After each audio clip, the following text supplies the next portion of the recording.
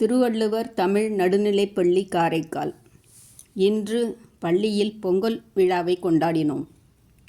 போன ஆண்டைப் போலவே இந்த ஆண்டும் நம் மாணவர்கள் அக்ஷலினா, அக்ஷயகிருஷ்ணா இருவரின் பெற்றோரான டாக்டர் நவீன் அவர்களும் திருமதி அருணா நவீன் அவர்களும் பள்ளியின் பொங்கல் செலவுகளை ஏற்றுக்கொண்டு மளிகை பொருட்களையும் காய்கறிகளையும் வாங்கி தந்தார்கள்.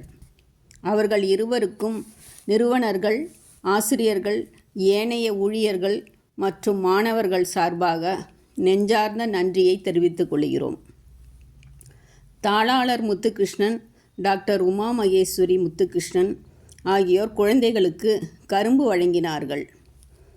குழந்தைகள் இனிப்பான பொங்கலை சாப்பிட்டு மகிழ்ச்சி அடைந்தார்கள். அதன்பின் கலை நிகழ்ச்சிகளும் நடைபெற்றன.